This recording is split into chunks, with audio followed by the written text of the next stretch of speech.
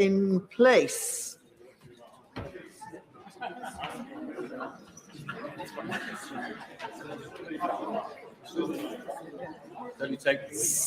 Statement, the Home Secretary.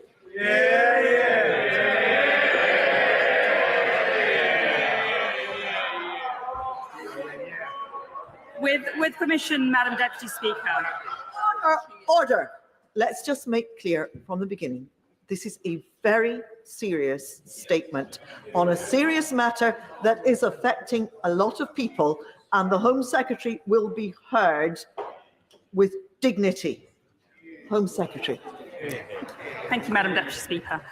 With permission, I would like to make a statement about asylum processing at Manston and the incident in Dover yesterday. At around 11:20 a.m. on Sunday, police were called to Western Jetfoil. Officers established that 2 to 3 incendiary devices had been thrown at the Home Office premises. The suspect was identified, quickly located at a nearby petrol station, and confirmed dead. The Explosive Ordnance Disposal Unit attended to ensure there were no further threats. Kent Police are not currently treating this as a terrorist incident.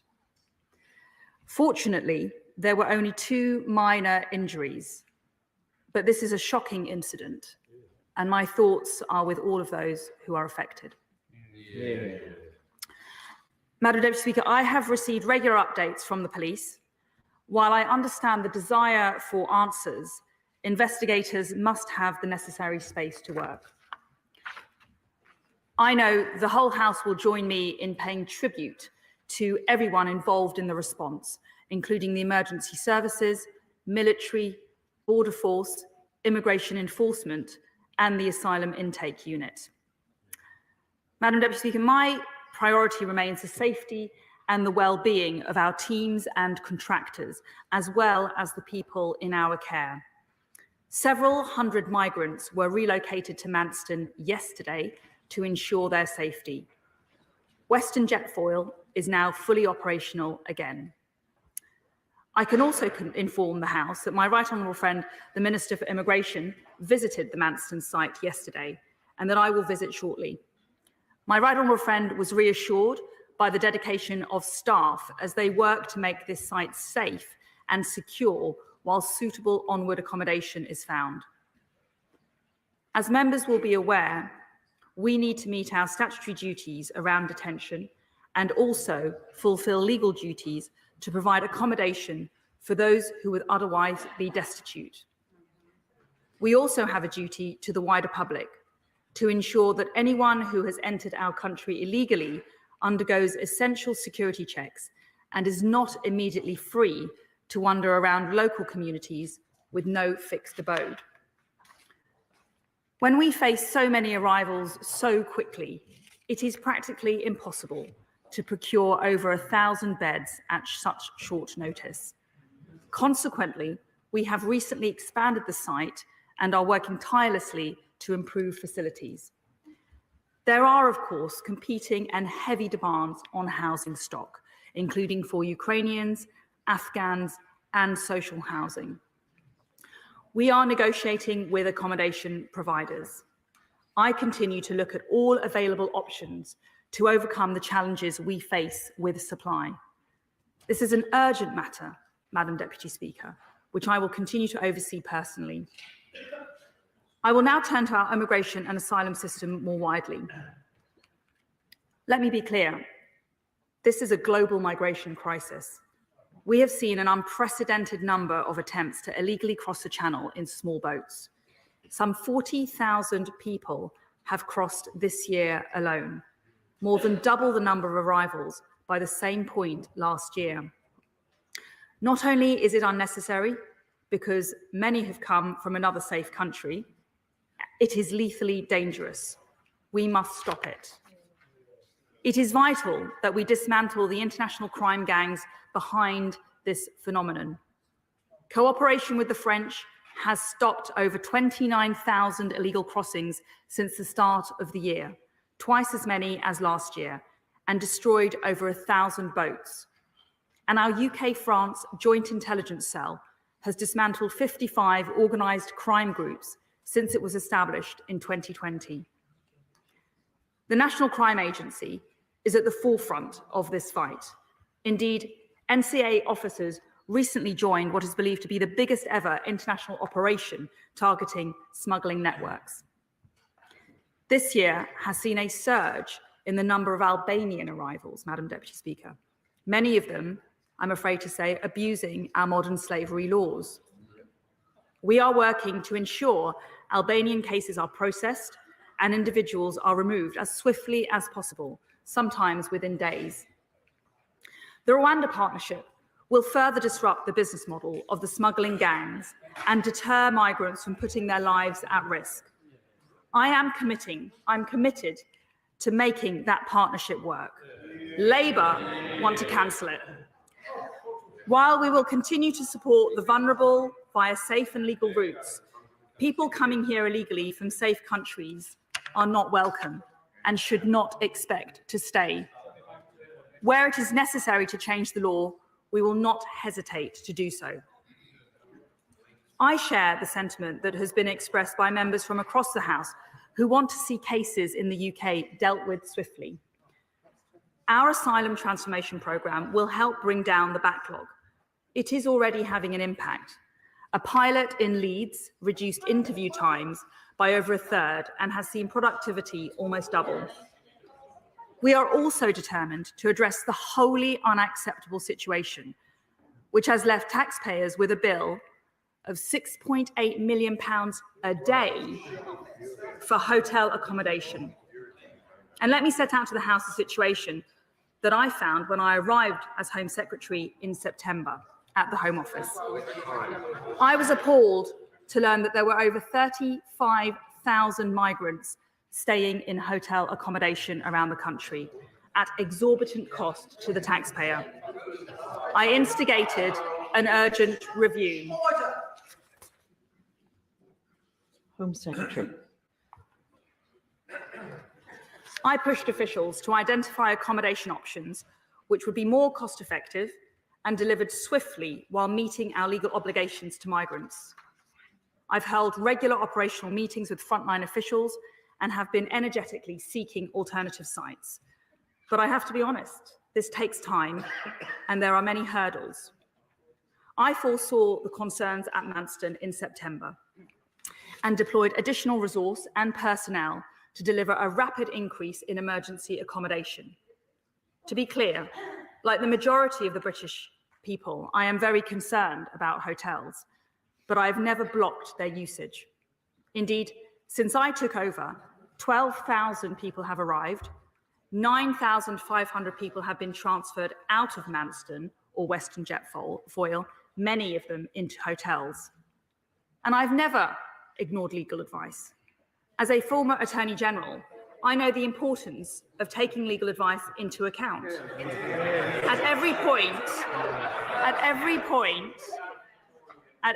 Madam Deputy Speaker, I have worked hard to find alternative accommodation to relieve the pressure at Manston.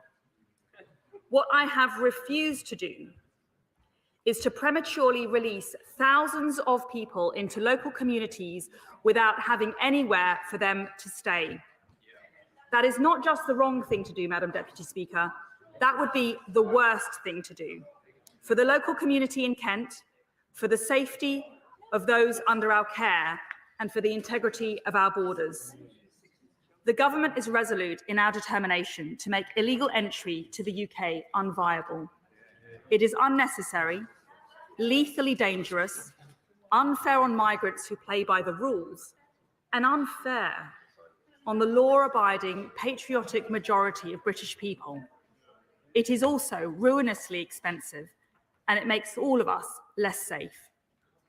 Madam Deputy Speaker, as Home Secretary, I have a plan to bring about the change that is so urgently needed to deliver an immigration system that works in the interests of the British people. And I commend this statement to the House.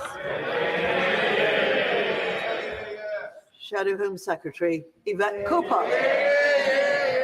Thank you, Madam Deputy Speaker. And I thank the Home Secretary for her statement. Yesterday's petrol bomb attack on the Western Jet Foil Centre was truly appalling. I'm sure the whole House will condemn it in the strongest possible terms. And I echo the Home Secretary's tribute to the emergency services and Border Force staff who responded. But I must ask her, can she tell me whether counter-terror police and counter-extremism units are involved in the investigation? It doesn't make sense for them not to be. Why are they not? Turning to the dreadful conditions at Manston, 4,000 people are now on a site designed to accommodate 1,600 people, with some families there for weeks. Conditions that have been described as inhumane, with risks of fire, disorder and infection. There are confirmed diphtheria outbreaks, reports of scabies and MRSA outbreaks, also reports of outbreaks of violence and untrained staff. She said nothing about what she was doing to address those immediate public health crises and also the issues for untrained staff. Behind these are deeper failures in the government's policies on asylum and channel crossings. Decision-making has collapsed. The Home Office took just 14,000 initial asylum decisions in the last 12 months, compared to 28,000 6 years ago. 96% of the small boat arrivals last year have still not had a decision, and initial decisions alone are taking more than 400 days on this Conservative government's watch.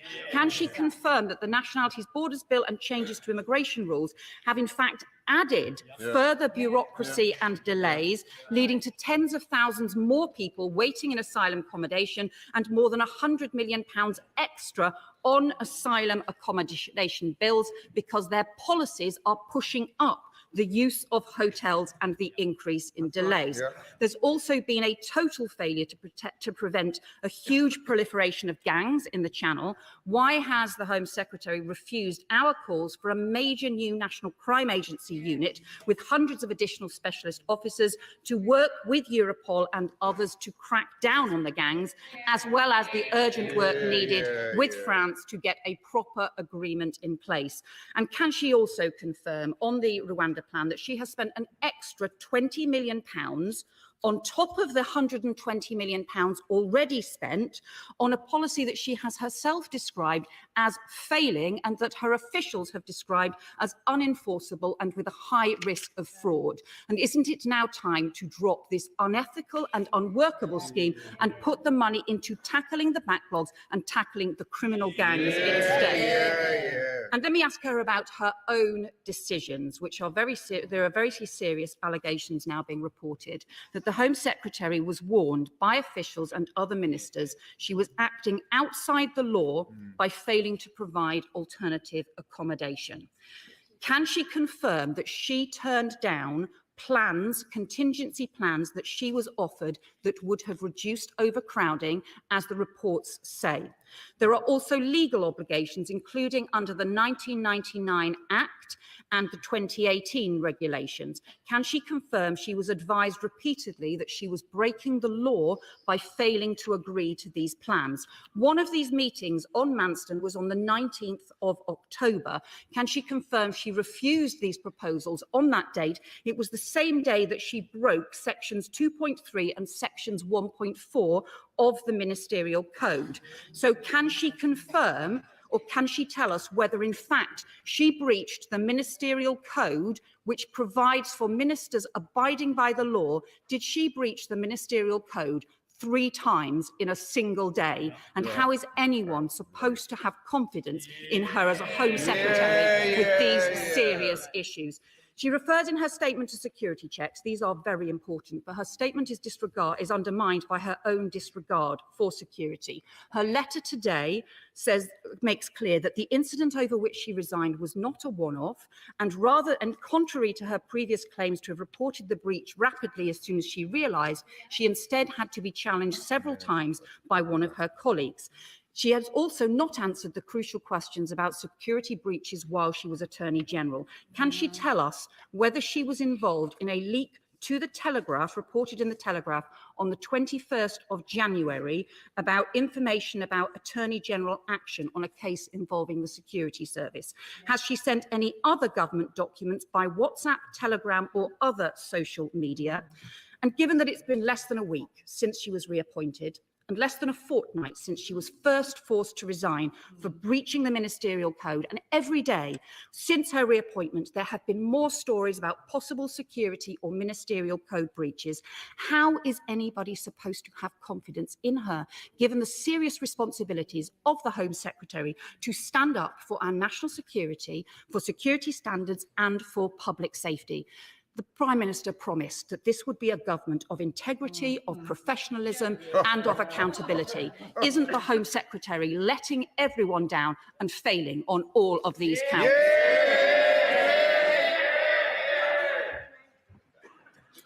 Thank you, Madam Deputy Speaker. To pick up on some of the specific points that the Honourable Lady mentions, I'm not going to comment on any details relating to this specific case or the individual under consideration. But there has been clear work afoot with the NCA and all partners to try and tackle the problem of illegal migration. I'm very encouraged by the relationship that we have built with the French, and I'm grateful to the French authorities for their real commitment and work on tackling this problem. But it's absolutely clear that, as I made clear in my statement, that on no occasion did I block hotels or veto advice to procure extra and emergency accommodation. Actually, the data and the facts are that on my watch, since the 6th of September, over 30 new hotels were agreed, which would provide over 4,500 additional hotel bed spaces, which will be brought into use. Since the start of October, over 13 new hotels will provide over 1,800 additional hotel bed spaces. So, and also since the 6th of September, 9,000 migrants have left Manston, many of them heading towards hotel accommodation. Those are the facts. I encourage the Right Honourable Lady to stick to the facts and not fantasy. Madam Deputy Speaker, however, she raises some other points, and I would just like to say this, that my letter to the Home Affairs Select Committee sent today addresses all of the matters that she has just raised transparently and comprehensively. I've been clear that I made an error of judgment. I apologised for that error. I took responsibility for it, and I resigned. But, Madam Deputy Speaker, does the House want to hear what the Home Secretary has to say? Home Secretary. I apologise for the error. I took responsibility, Madam Deputy Speaker, and I resigned for the error. But let's be clear about what's really going on here, Madam Deputy Speaker. The British people deserve to know which party is serious about stopping the invasion on our southern coast and which party is not. Some 40,000 people have arrived on the south coast this year alone, many of them facilitated by criminal gangs, some of them actual members of criminal gangs. So let's stop pretending that they are all refugees in distress. The whole country knows that that is not true. And it's only the honourable members opposite who pretend otherwise. Madam Deputy Speaker, we need to be straight with the public. The system is broken.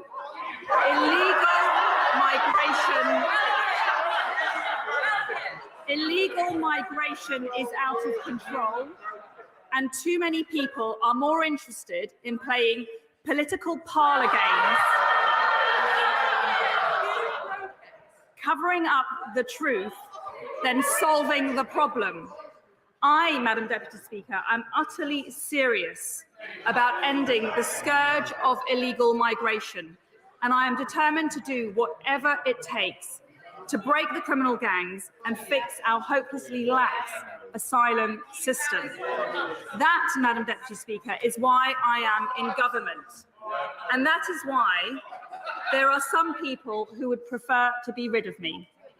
Well,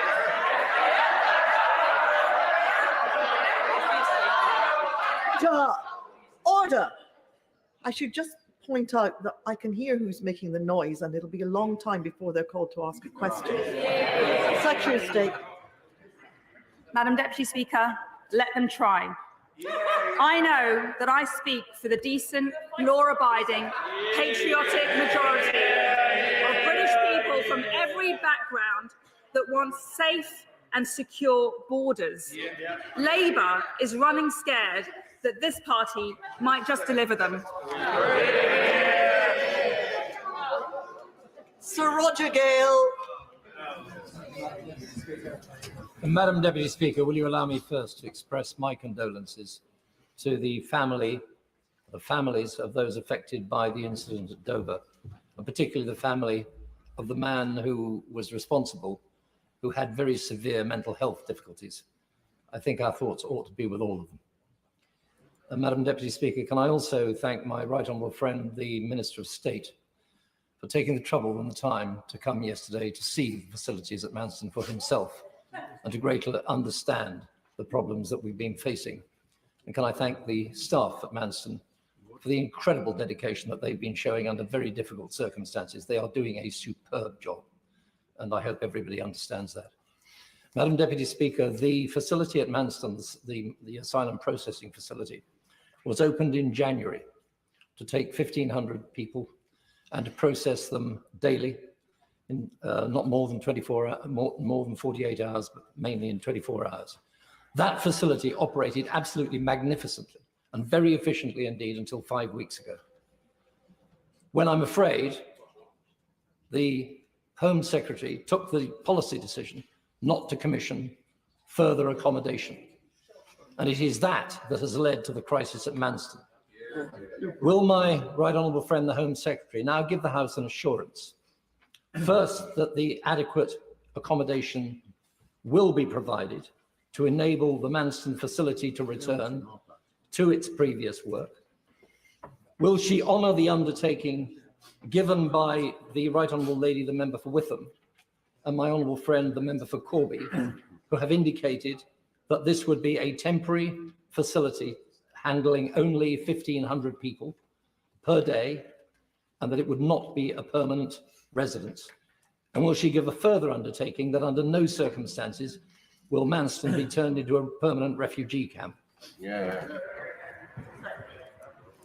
Well, I thank my honourable friend for his commitment to safeguarding the people who are at Manston and representing his local constituents in the area. And I was very pleased to meet with him a few weeks ago to hear from him about the situation at Manston.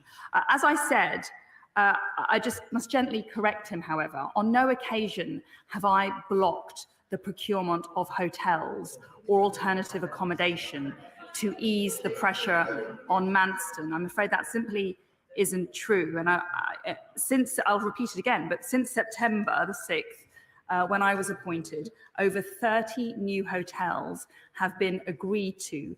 They would provide over 4,500 additional hotel bed spaces, many of those available to the people in Manston.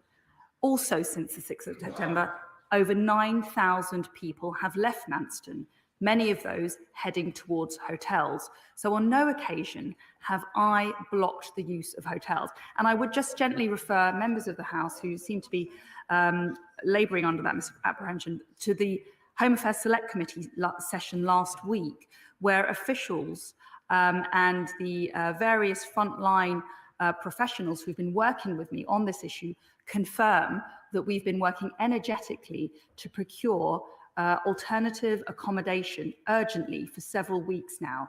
There are procedural and resource difficulties and challenges in doing that quickly. I would very much like to get alternative accommodation delivered more quickly, but we are working at pace to deliver contingency accommodation to deal with this acute problem. Stuart MacDonald. Thank you very much, Madam Deputy Speaker. I thank the Home Secretary for her statement, and I join the whole House in condemning the frightening attack at Western Jetfoil, in sending our sympathy to all those who were impacted, and indeed our thanks to all who responded so professionally. But, Madam Speaker, responsibility for the disaster and dysfunction at Manston and the unlawful detention conditions there lies squarely with the Home Secretary herself and her predecessors. She and they knew what was happening, including the numbers arriving, and she was provided with advice that, by all accounts, she did not act on. Now, she's very carefully said that she did not block hotel use, but did she at any point avoid supporting new procurement? And if not, why is it that we heard that her successor, or predecessor, depending on which way you look at it, had to intervene? Ultimately, Madam Speaker, what was a functioning facility in the summer is now totally unsafe, and that was on her watch. Looking to the future, what now? Unfortunately, the Home Secretary offers only the same old failed sound bites, discredited policies and nasty rhetoric. What we need is an expansion of safe legal routes, at a minimum reversing the loss of the routes under the Dublin Convention. Instead of £120 million in a disgraceful Rwanda dream, that could have trebled the number of asylum caseworkers working to clear the backlog. And why not fast-forward claims, for example, from the 16,000 Syrians and Afghans, half of whom have been waiting for over 6 months? Make decisions on their cases quickly. 95% and more will get asylum. They can move on and we can free up accommodation. Madam Speaker, on her letter today, last week the Home Secretary resigned, claiming she accepted responsibility, but the facts suggest that she tried to dodge it but got caught.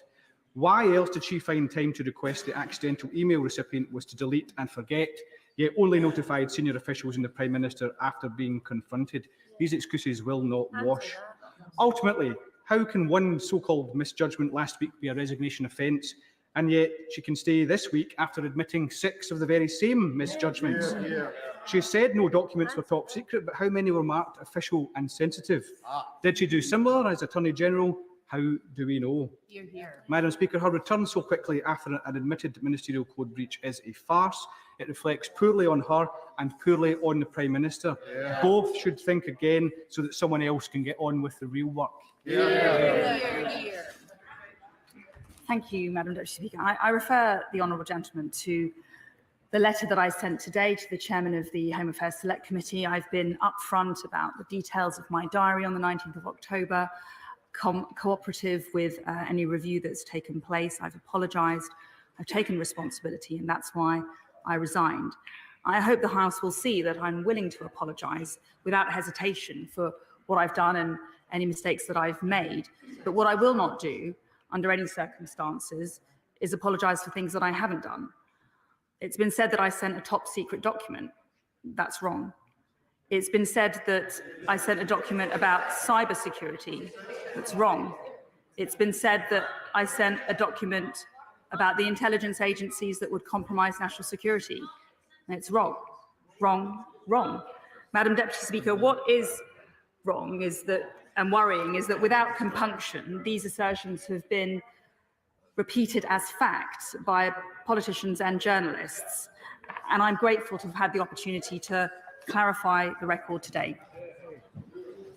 Natalie Elphicke. Thank you, Madam Deputy Speaker. And I'd like to put on record my thanks to all of the first responders to the horrific incidents that happened at Dover yesterday. Constituents working at the Dover facility have raised concerns about the current safety at the site. Does my right honourable friend agree with me that this type of facility has no place in a busy open port like Dover? And can she look at moving it to a more appropriate, secure location immediately? And does she also agree that we cannot keep doing more of the same, paying millions of pounds to the French, but seeing ever-increasing numbers of illegal arrivals? It is now time for a new approach for the French, to stop the boats leaving the French beaches, a joint channel security zone, to tackle this issue and bring an end to this illegal immigration activity once and for all. Well, I want to thank my honourable friend for her indefatigable campaigning on this issue, and I've been very grateful to her for her direct input on this issue. This is incredibly difficult. I don't want to sugarcoat the problem. There are incredibly multifaceted challenges that we have to deal with. And when it comes to Manston, like her, I'm very concerned about the conditions there, and I have been so for several weeks. That's why I've taken urgent action to stand up an operational team to increase the emergency accommodation on the site on a temporary and emergency basis. I was not willing to release hundreds of migrants into the local community. I won't do that. I will do everything I can to find cost-effective and practical alternatives. We need to find many more sites for accommodation and beds. We are looking at all instances, whether that is hotels, whether that's land owned by other agencies, for example, MOD or other government departments, looking at other dispersal around the country. We have to look exhaustively, but it isn't easy. Dame Diana Johnson. Deputy Speaker, and can I welcome the Home Secretary to her place? And I look forward to her attending at the Home Affairs Select Committee on the 23rd of November, as we haven't seen a Home Secretary since February of this year. The Home Affairs Select Committee heard evidence last week that Manston was at breaking point. We were also told by the Home Office's Director General for Customer Services that 3 hotels were approved 1 week ago when the Right Honourable Member for Welwyn Hatfield was the then Home Secretary. So can this Home Secretary confirm exactly how many hotels or alternative accommodation options she was personally invited by her officials to approve for use during her first tenure as Home Secretary, and how many hotels or alternative accommodation options she actually did grant approval and permission for during her time? And finally, perhaps the Home Secretary might wish to join the Home Affairs Select Committee when we visit Manston again for the second time this week. Well, I read with interest the session that the Honourable Lady conducted last week at her Select Committee, and I just want to put on record my immense thanks to the officials. The officials that you heard evidence from are brilliant and simply the best in the business, and they work day in, day out to try and get the best service. And I note from questions 67 to 78 approximately, there was a lot of discussion about my involvement and my grip of the situation, and I encourage all members to read that section of the transcript, which confirms on the record by officials with whom I've been working directly that there has been active procurement of hotels. There's been a huge amount of work which has been put on. How many? I will repeat myself again. Since the 6th of September, over 30 new hotels have been agreed, providing over 4,500 additional hotel bed spaces. That's been under my watch. That's been when I've been in charge of the Home Office. And I'm very grateful to all those officials. And I must put on record my thanks to the now departed Minister Purseglove, who has been instrumental in assisting in dealing with this problem. Craig McKinley. My right honourable friend mentioned Albanians in her statement. I hear that 2/3 of those at Manston are Albanians. Does she have an absolute figure for that? But is my right honourable friend aware that in Germany and Sweden, that work to the same immigration accords as we do, they allow 0 applicants from Albania? Surely it stands to reason that an EU applicant country, a NATO country, a country that's in the Council of Europe and is patently not a war zone, we should not be accepting refugee status and claims from such a country. What is she going to do about that aspect of this problem? Well, my honourable friend again raised a very important feature which has emerged over the last 6 to 9 months about the prominence of Albanian migrants arriving on our shores. And he's right. Albania is not a war-torn country. And it is very difficult to see how claims for asylum really can be legitimate claims for asylum. I would also note that we see a large number of Albanian migrants arriving here and claiming to be victims of modern slavery. Again, I really am circumspect of those claims because Albania, of course, is a signatory to the European Convention Against Trafficking, the original convention that underlies our modern slavery laws. And actually, if those people are genuinely modern slavery victims, they should be claiming that protection in Albania. Diane Abbott.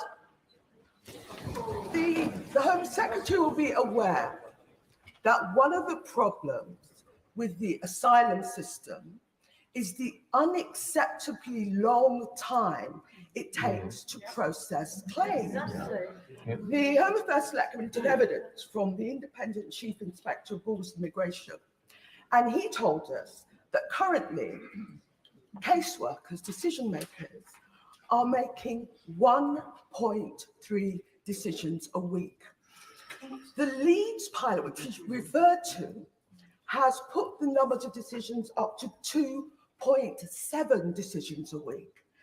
Doesn't the Home Secretary understand that this is far too slow? And what is she going to do about it? And isn't it the case that if she spent less time playing to the gallery on immigration and more time dealing with the practical problems, this would be to the benefit of the taxpayer, the Home Office staff that work so hard, and to the asylum seekers themselves? It's not often I say this, Madam Deputy Speaker, but I do actually agree with a lot of what the Right Honourable Lady has just said. She is right. And when I arrived at the Home Office in September, I was very dismayed to find that, as was set out at the Select Committee last week, only 4% of those claims waiting in the system have been processed so far. So we have a very slow-moving system.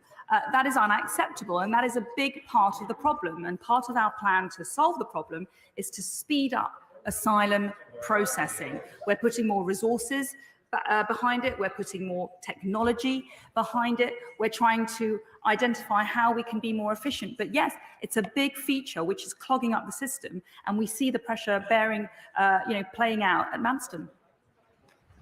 Lawson. Clearly, the situation at Manston's become unsustainable because of the record numbers coming across the channel. 40,000, and November last year was the highest month, so we haven't seen the end of it.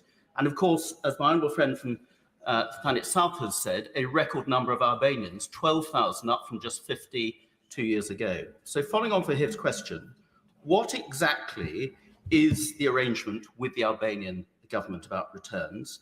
What arrangements is she looking at to fast-track Albanians, potentially in separate processing centres, helped by those Albanian officials we've allowed to come here to assist? How many Albanians have so far been returned in the last 12 months?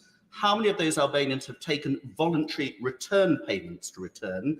And of those, how many of them have actually come back to the UK again?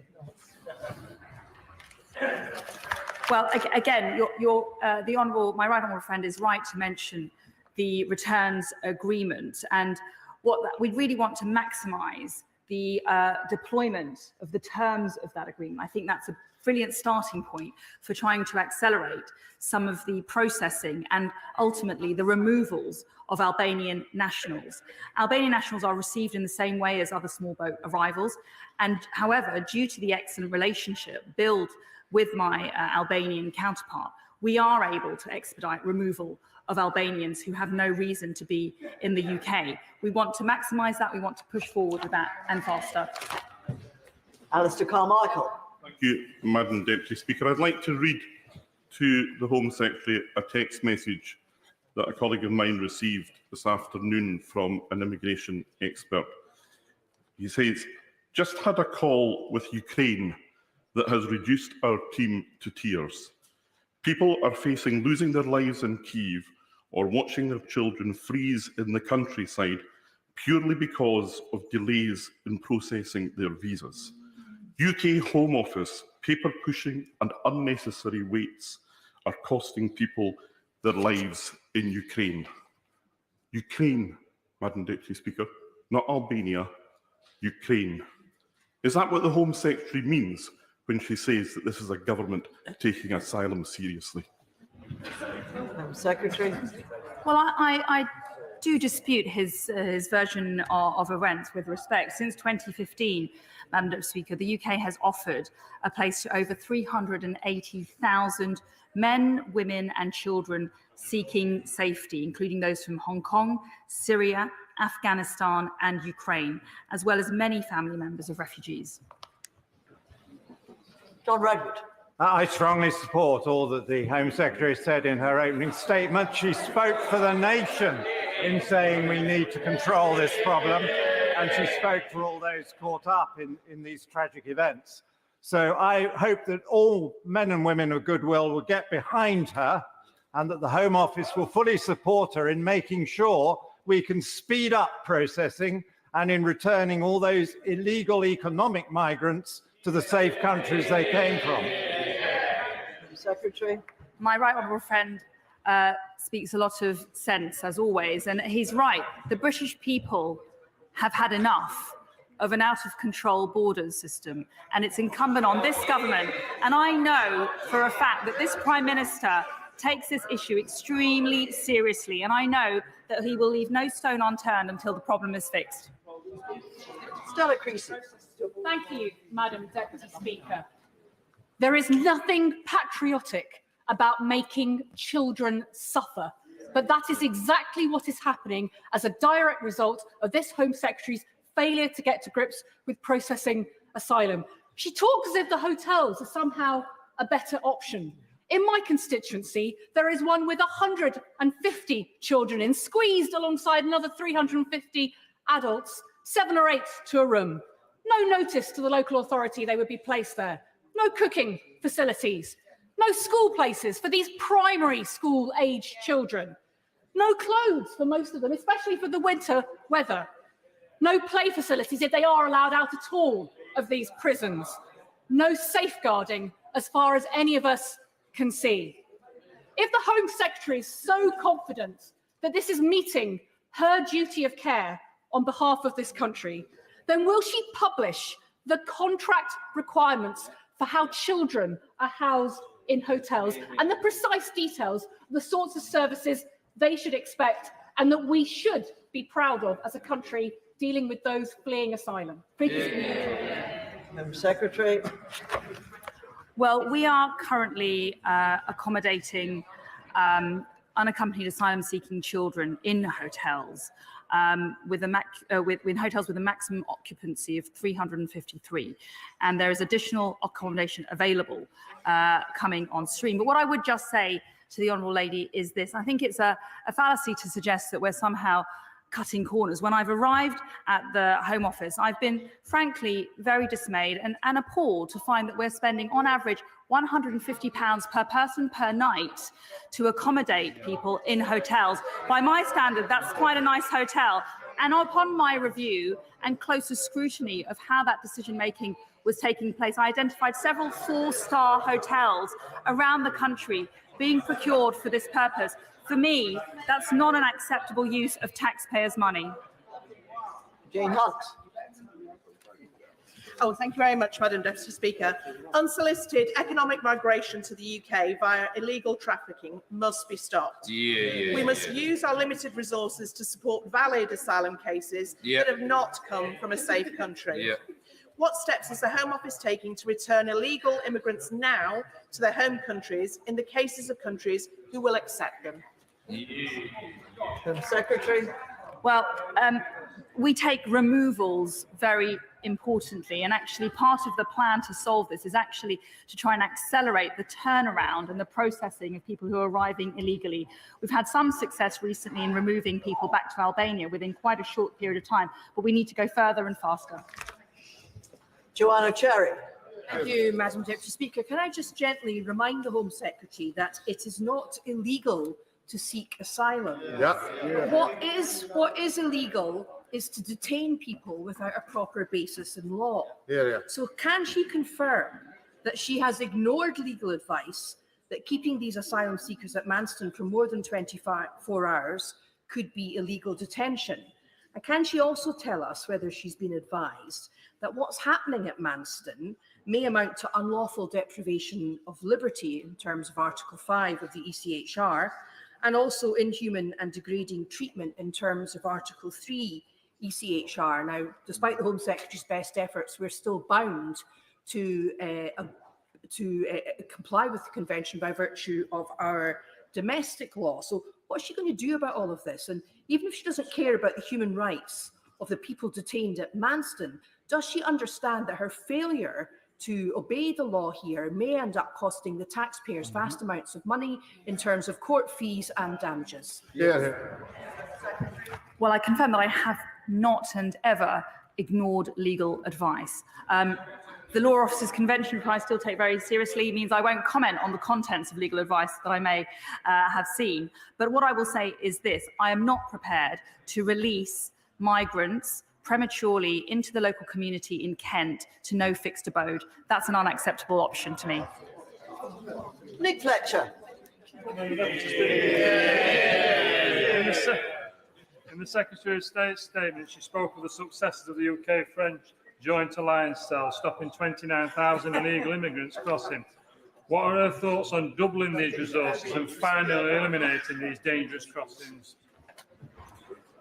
Part of our plan Secretary. to tackle this issue is about increasing our resources and our manpower to intercept and detect the organised criminal gangs upstream.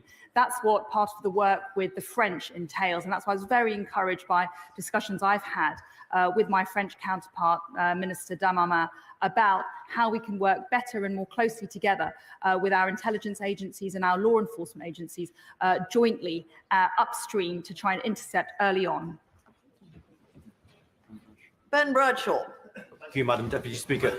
Is it still explained to incoming ministers, as it was to me more than 21 years ago, how easily one's mobile phone can be compromised by organised criminals and hostile foreign powers? If so, how was her mobile phone and the mobile phone of the former Prime Minister, the member for South West Norfolk, compromised in these security breaches?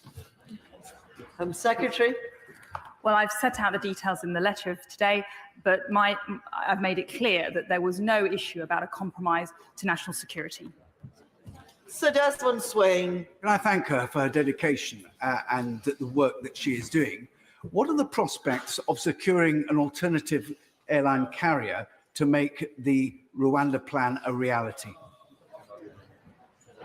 Secretary. I'm very committed to delivering the Rwanda plan. That took a huge amount of work and commitment by the Right Honourable, my Right Honourable friend, the member for Witham, and the former Prime Minister, the member for Uxbridge. And I think that it is incredibly crucial to our multifaceted approach to this problem. If you look at the Australian experience of tackling a similar issue, they will say that one very powerful tool they had in tackling the problem was the moment they were able to return people or move them out of the territory to Papua New Guinea or Nauru. It had a massive deterrent effect, and that's what we want to deploy.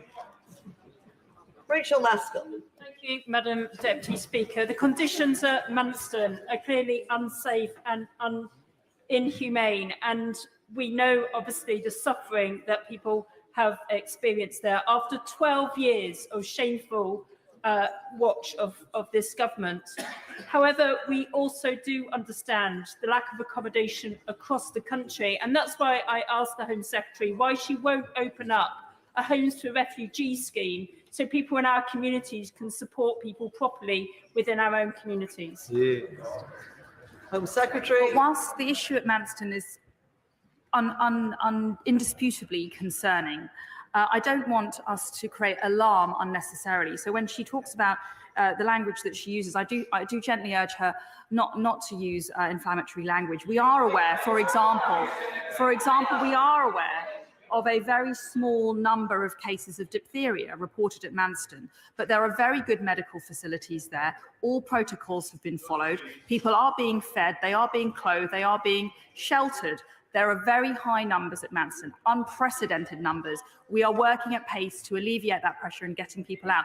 We anticipate, hopefully, 300 people leaving this evening and so on throughout the week. We are working urgently to solve the problem.